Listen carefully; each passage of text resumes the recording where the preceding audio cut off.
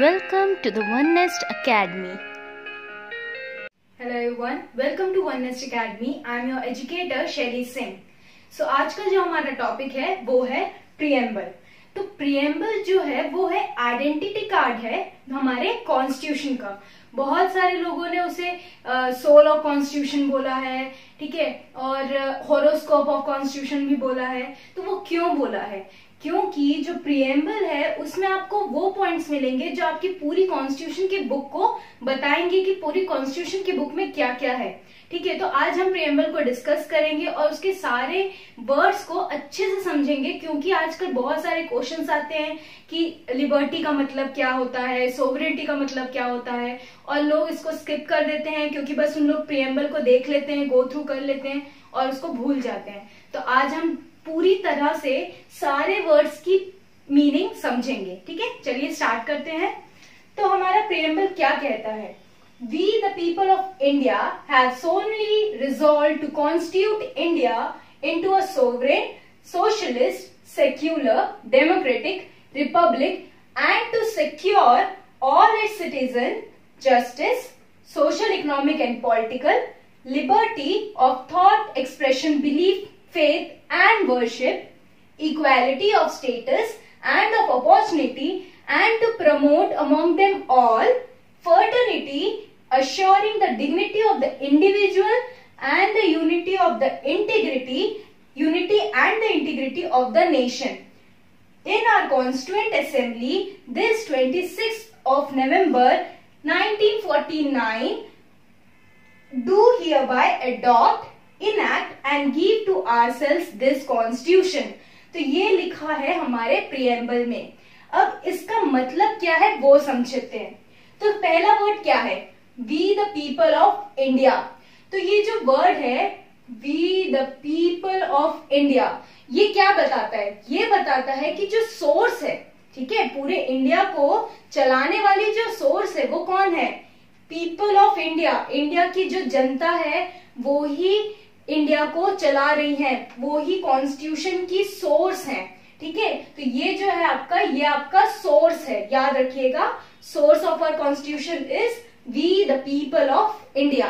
ठीक है, तो ये प्रीएम्बल हमने कहां से लिया है? हमने प्रीएम्बल का जो कॉन्सेप्ट है वो हमने यूएसए से लिया है.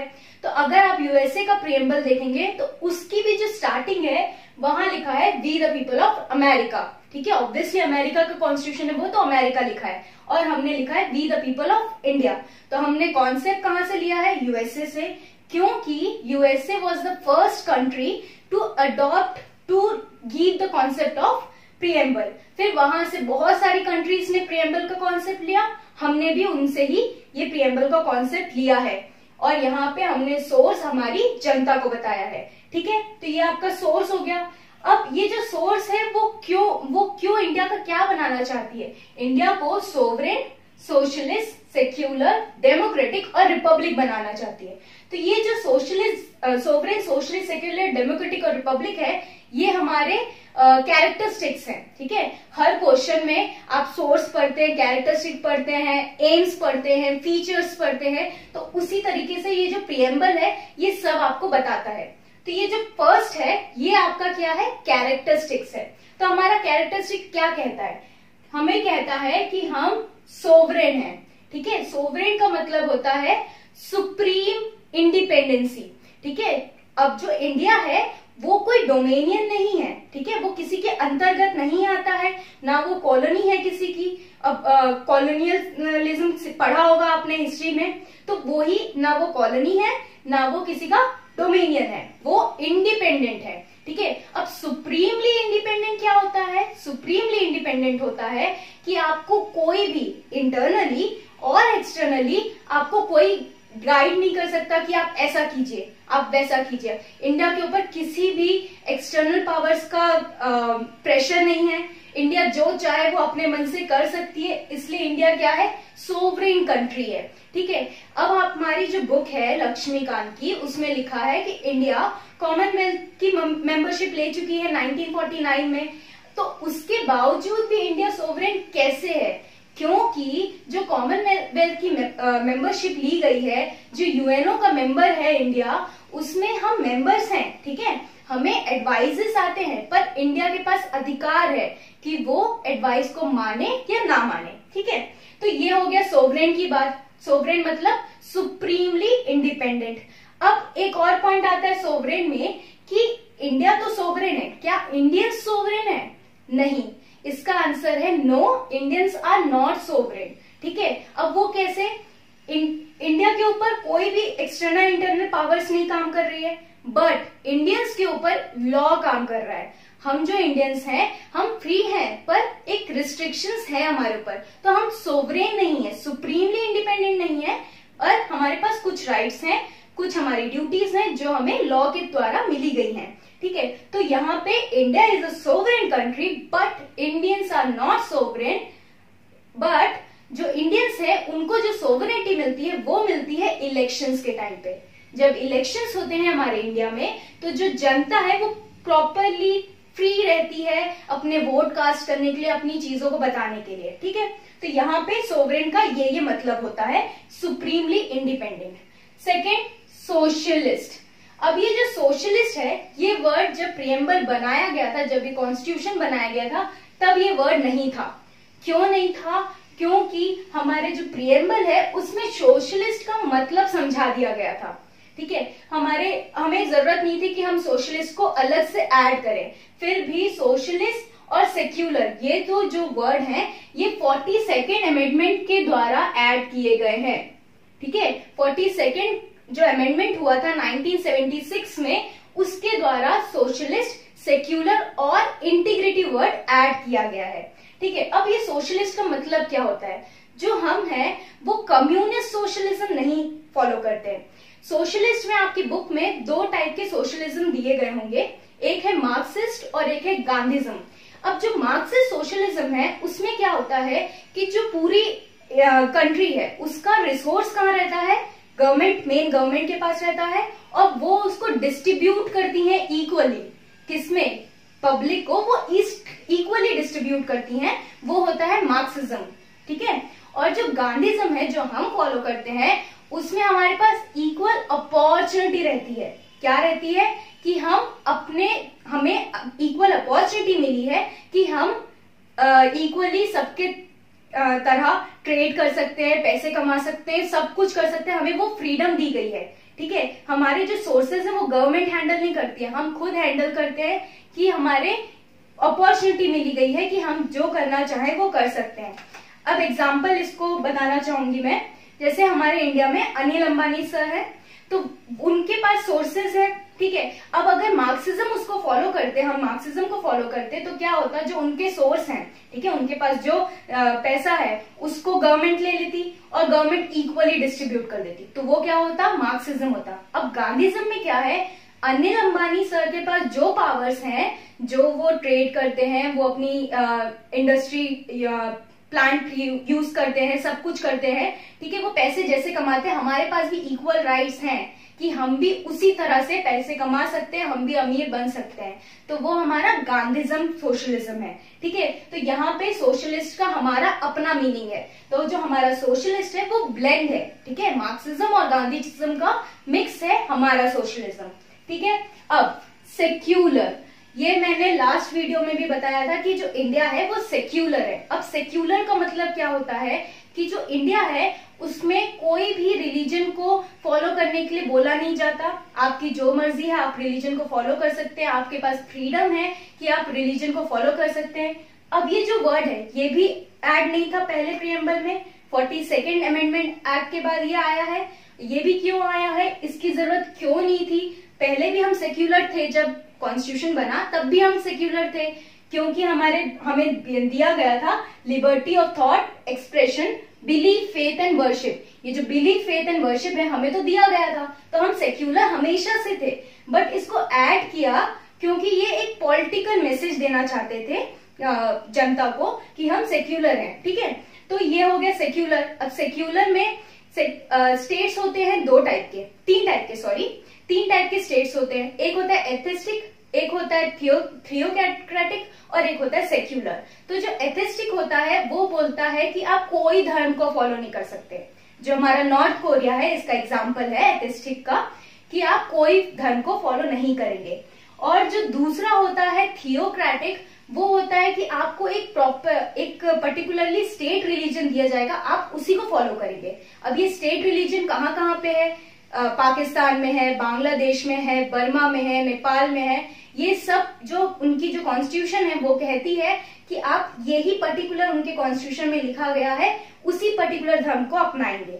और जो हम इंडियंस हैं, हम सेक्युलर हैं कि हम कोई भी धर्म अपना सकते हैं, कुछ भी कर सकते हैं, इसलिए हमारे पास फ्रीडम है किसकी? बिलीफ, फेथ एंड वर्शिप की। तो ये हो गई सेक्युलरिज्म की बात। उसके बाद डेमोक्रेटिक। आप सभी को पता है कि हमारे पास, इंडियंस के पास, सिटीजन्स के पास कितनी फ्रीडम है, ठीक है। तो वो जो फ्रीडम है वो हमें दी गई है, क्यों दी गई है? डेमोक्रेटिक नेशन बनाने के लिए, ठीक है। तो अब डेमोक्रेटिक का मतलब क्या होता है? डेमोक्रेटिक का मतलब होता है, अब्राहम लिंकन सर ने एक डेफिनेशन दिया था डेमोक्रेसी का, by the people, for the people end of the people. तो गवर्नमेंट किससे फॉर्म होती है? बाय द पीपल, हम गवर्नमेंट को फॉर्म करते हैं, ठीक है। किसके लिए फॉर्म होती है? फॉर द पीपल, जनता के लिए, वेलफेयर के लिए ही गवर्नमेंट बनती है। और तो इस तरीके से अब्राहम लिंकन ने डेमोक्रेसी बताई कि क्या होती है। डेमो और क्रेटिक, ये जो वर्ड है ये दो ग्रीक वर्ड को मिला के बनाया गया है। जो डेमो का मतलब होता है पीपल और क्रेटिक का मतलब होता है रूल। तो जो पीपल है वो रूल्स के अकॉर्डिंग काम करेंगे, इसलिए वो डेमोक्रेटिक है, ठीक है। तो डेमोक्रेसी का मतलब है कि हमारे पास राइट्स हैं कि हम अपनी सरकार चुन सकते हैं, हमें जो गलत लगे हम उसके खिलाफ बोल सकते हैं। तो ये हो गई डेमोक्रेटिक की बात। अब रिपब्लिक। रिपब्लिक का मतलब, मैंने लास्ट वीडियो में जब पार्लियामेंट्री फॉर्म हमने कहाँ से लिया है, हमने ब्रिटिशर्स से लिया है, पर ब्रिटिशर्स कौन सी पार्लियामेंट्री फॉर्म करती है अप्लाई? मोनार्की। और हम क्या करते हैं? रिपब्लिक। रिपब्लिक का मतलब होता है कि जो जनता है उसके पास राइट्स हैं कि वो अपना हेड चूज कर सकती है, ठीक है। तो रिपब्लिक का मतलब होता है कि हमारे पास राइट है कि हम अपना हेड बनाएंगे। इसका मतलब है कि मोनार्की जो होता है वो राजा का बेटा राजा कहलाता है, रिपब्लिक जो होता है वो इलेक्टेड हेड होता है, ठीक है। जो हमारे प्राइम मिनिस्टर है उनको हम इलेक्ट करते हैं, तो हम क्या है? रिपब्लिक हैं। तो ये हो गया डेमोक्रेटिक, रिपब्लिक। अब ये sovereign, socialist, secular, democratic, Republic, ये क्या है? हमारे कैरेक्टरिस्टिक्स हैं, ये बताते हैं कि इंडिया क्या है, कैसा है। अब जो justice, liberty, equality and fraternity है, ये हमारे एम्स हैं, इनको हमें हासिल करना है, ये हमारे एम्स हैं, ठीक है। तो ये हमारे एम्स हैं। अब एम्स क्या क्या है उसको डिस्कस करते हैं। पहले जस्टिस। आपको पता होगा कि सबकी जो मेन मोटिव रहता है वो होता है हमें न्याय मिलना चाहिए। हम जो फ्रीडम स्ट्रगल जो हमारा है उसमें भी हमने न्याय की मांग की है, ठीक है। हमें प्रॉपरली जस्टिस मिलना चाहिए। तो जस्टिस एक तो बहुत इंपॉर्टेंट पॉइंट होता है। अब जस्टिस किन किन चीजों का? Social, economic and political. Social मतलब कि सोसाइटी को इक्वली देखा जाए, उनमें कोई डिस्क्रिमिनेशन ना किया जाए, तो वो होता है सोशल। इकोनॉमिक मतलब कि सबको इक्वल राइट्स हैं कि वो अपना काम कर सकते हैं, पैसे कमा सकते हैं, तो ये इकोनॉमिक हो गया। पॉलिटिकल, यहाँ डेमोक्रेसी है तो पॉलिटिकल हमें राइट्स मिले हैं कि हम अपनी जनता, हम अपनी गवर्नमेंट चूज कर सकते हैं, तो हमें पॉलिटिकल जस्टिस भी है हमारे पास। तो ये हो गई जस्टिस की बात। अब liberty of thought, expression, belief, faith and worship. हमें लिबर्टी दी गई है कि हम कुछ भी, मतलब हम सोच सकते हैं, हम एक्सप्रेस कर सकते हैं, हम कुछ चीजों को बिलीव कर सकते हैं, ठीक है। जो हमारे रिलीजियस बिलीफ होते हैं तो हम बिलीव कर सकते हैं, फेथ हमारा हो सकता है, हम वर्शिप कर सकते हैं। कोई भी रिलीजन को यहाँ वर्शिप करने से मना नहीं किया जाता। यहाँ पे पूरी लिबर्टी है इंडियन सिटीजन्स के पास कि वो किसी को भी वर्शिप कर सकती है, किस पर भी फेथ रख सकती है, बिलीव कर सकती है, खुद को एक्सप्रेस कर सकती है और खुद का थिंकिंग प्रोसेस हो सकता है। तो यहाँ पे हमें लिबर्टी मिली गई है, ठीक है। उसके बाद इक्वालिटी। इक्वालिटी सबसे ज्यादा इंपॉर्टेंट पॉइंट है। इक्वालिटी किस चीज की? स्टेटस की और अपॉर्चुनिटी की। जैसे मैंने बताया कि जो हमारा सोशलिस्ट है वहां पे हमें इक्वल दिया गया है ना कि सोशलिस्ट में इक्वालिटी की बात की गई है कि आप इक्वली केपेबल है कि आप कमा सकते हैं, आप अमीर बन सकते हैं, आपके पास पूरी इक्वालिटी है। तो वही है इक्वालिटी ऑफ स्टेटस। ठीक है, आप कोई भी कास्ट रिलीजन के हो पर आपका स्टेटस इक्वल है। ठीक है, कॉन्स्टिट्यूशन ने आपका स्टेटस को इक्वल बताया है और आपके पास इक्वल अपॉर्चुनिटी है कि आप अपना काम कर सकते हैं। And to protect them all fraternity. अब फर्टर्निटी का मतलब होता है ब्रदरहुड। ठीक है, फर्टर्निटी हमें कैसे दी गई है, हमारी जो सिंगल सिटीजनशिप है वो मेन हमारा पिलर है फर्टर्निटी का, क्योंकि जो अगर आप अमेरिका जाएंगे तो वहां पे स्टेट सिटीजनशिप और कंट्री की सिटीजनशिप अलग होती है, तो वहां पे ब्रदरहुड और सिस्टरहुड को अपनाया जाता है।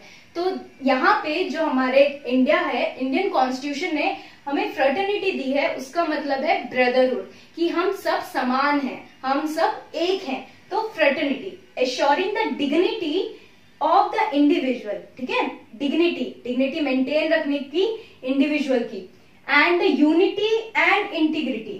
ये भी जो वर्ड है इंटीग्रिटी, ये भी 42nd अमेंडमेंट एक्ट से आया है। तो जो 3 वर्ड्स हैं वो है सोशलिस्ट, सेक्युलर एंड इंटीग्रिटी। ये जो 3 वर्ड्स हैं ये ऐड किए गए थे 42nd amendment act of 1976 of the nation in our constituent assembly this 26th day of November 1949। ये जो है ये बहुत ही इम्पोर्टेंट डेट है। मैंने आपको बताया है कि जब हमने प्रीवियसली मेकिंग ऑफ कॉन्स्टिट्यूएंट की वीडियो शेयर की थी उसमें मैंने बताया है कि 1949 को एडॉप्ट कर लिया गया था, बट 1950 को रिपब्लिक डे क्यों बनाया जाता है ये मैंने उस वीडियो में बताया है, तो आप उस वीडियो को देख लीजिएगा। ठीक है, तो बहुत इंपॉर्टेंट पॉइंट है 26th day of November 1949 do hereby adopt, enact and give to ourselves this constitution। तो हमने इस डेट को घोषणा की कि हम अडॉप्ट करते हैं, इनैक्ट करते हैं और अपने आप को ये कॉन्स्टिट्यूशन देते हैं। तो इस प्रीएम्बल में हमें ये सब चीजें बताई गई हैं। फिर से एक बार रिवाइज कर लेते हैं। We the people of India क्या है, हमारा सोर्स है। Sovereign, socialist, secular, democratic and republic, ये हमारा क्या है, कैरेक्टरिस्टिक्स है। जस्टिस, लिबर्टी, इक्वालिटी, फ्रेटर्निटी, ये हमारा क्या है, एम्स है। ठीक है, और हमने किस डेट को इसे इनैक्ट एडॉप्ट किया है, 26th day of November 1949। अब इसकी कुछ और बातें हैं उसको मैं बताती हूँ। जो लिबर्टी, इक्वालिटी और फर्टर्निटी है ये हमने कहाँ से लिया है, ये हमने फ्रेंच रेवोल्यूशन से लिया है। और जो जस्टिस है वो हमने कहाँ से लिया है, रशियन रेवोल्यूशन से। ठीक है, तो जस्टिस हमने रशियन से लिया है और liberty, equality, fraternity, liberty, equality और फ्रेटर्निटी ये हमने कहां से ली है, ये हमने फ्रेंच रेवोल्यूशन से ली है। ठीक है, ये क्वेश्चंस भी आते हैं इसलिए मैं बता रही हूं कि ये कहां कहां से लिए गए हैं। आजकल कोई भी पैटर्न में क्वेश्चंस आ जाते हैं तो आपको हर चीज पता होनी चाहिए। एक और बात, जो प्रीएम्बल है, उस जो ओरिजिनल प्रीएम्बल है उसमें आपने देखा होगा कि बहुत सारे आर्ट्स बने हुए हैं जो हमारे फ्रीडम स्ट्रगल को डिस्क्राइब करते हैं, जो इंडिया के हेरिटेज को डिस्क्राइब करते हैं। और वो आर्ट्स किसने बनाए हैं, वो आर्ट्स नंदलाल बोस। ठीक है, वो बहुत ही अच्छे कलाकार थे, उन्होंने बहुत सारी और भी चीजें हमारे इंडिया के लिए बनाई हैं। तो अगर आप उनके बारे में सर्च करेंगे तो आपको पता चलेगा एम्बलम और भी बहुत सारे जो अवार्ड्स होते हैं इंडिया के वो भी उन्होंने ही डिजाइन किए हैं। तो जो नंदलाल बोस थे, जब ये कॉन्स्टिट्यूशन बन गया, ठीक है, बनने के बाद कॉन्स्टिट्यूएंट असेंबली ने सोचा कि जो हमारा कॉन्स्टिट्यूशन है वो यूनिक है, ठीक है, हमने अपनी तरीके से बनाया है, पर उसको जब प्रेजेंट किया जाए तो उसमें उसकी जो स्ट्रगल हुई है उस कॉन्स्टिट्यूशन को बनाने के लिए उसको भी होना चाहिए ना, उसके बारे में भी लिखा या फिर कुछ होना चाहिए उसको डिस्क्राइब करने के लिए।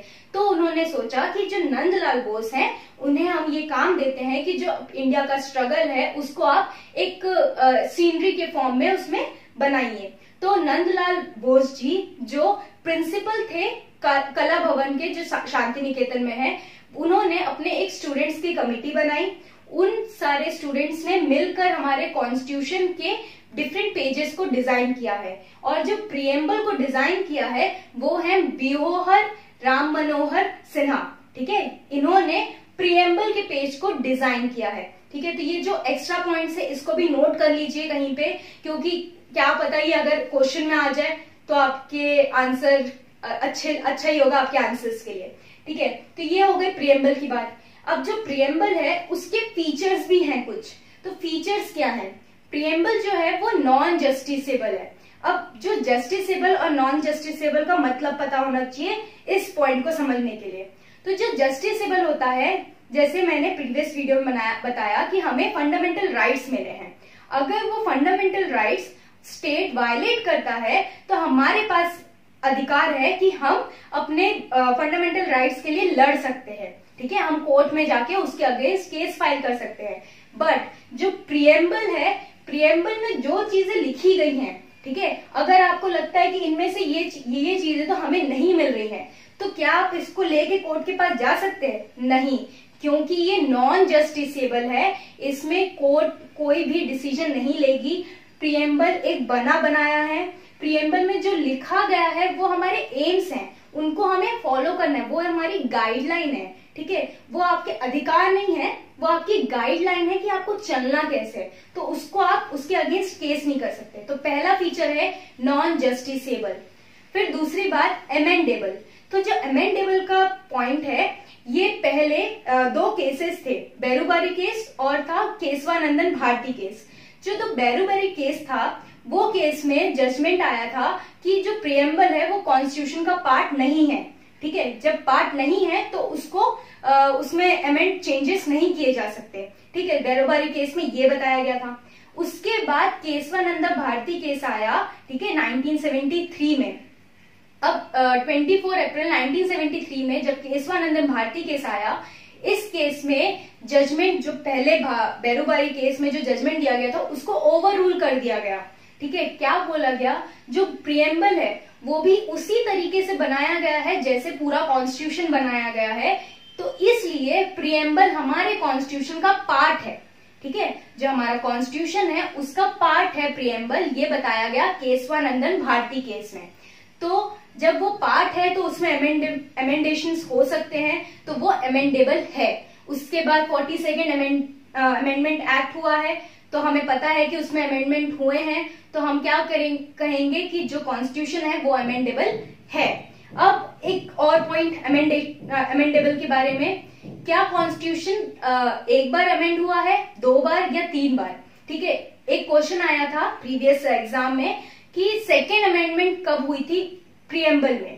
तो आपको याद रखना है कि जो प्रिएम्बल है वो एक ही बार अमेंड किया गया है, वो भी 42nd अमेंडमेंट एक्ट था 1976 का। उसके बाद कोई अमेंडमेंट्स नहीं हुए हैं प्रिएम्बल में। ठीक है, तो प्रिएम्बल एक ही बार अमेंड किया गया है। तो ये कुछ पॉइंट्स थे प्रिएम्बल के बारे में जिससे आपको रिलेटेड क्वेश्चंस आ सकते हैं। तो मैंने जो भी आज पॉइंट डिस्कस किए हैं, मैंने लिखा नहीं है कहीं पे, बहुत कम लिखा है मैंने, ताकि आप इसको अच्छे से समझ पाएं। और मेरा इस तरीके से प्रिएम्बल को लिखने का भी मोटिव ये था कि आप इस कॉन्स्टिट्यूशन को रट लें। ठीक है, ये जो कॉन्स्टिट्यूशन है, ये जो प्रिएम्बल है, इसको रटना बहुत ही इंपॉर्टेंट है, क्योंकि आपके मेंस के पेपर में ऐसा हो सकता है कि आपको बोल दिया जाए कि प्रिएम्बल को एज इट इज लिख दीजिए।